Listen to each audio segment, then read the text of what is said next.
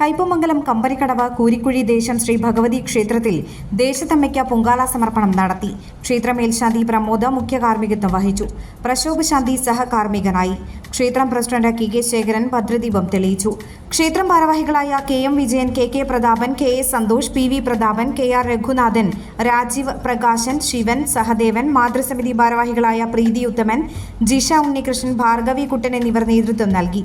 നിരവധി സ്ത്രീകൾ ദേവിക്ക് പൊങ്കാല സമർപ്പിച്ചു.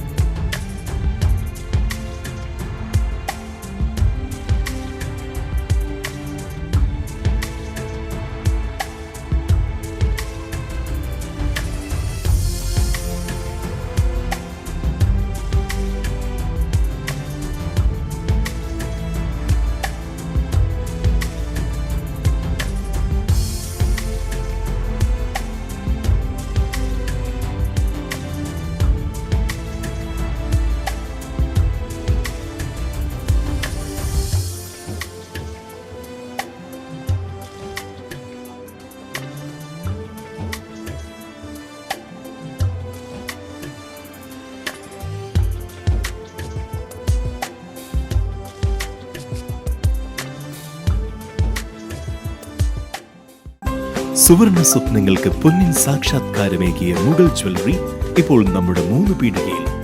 മുഗൾ ജ്വല്ലറി, 3 പീടിക ആൻഡ് ത്രിപുര.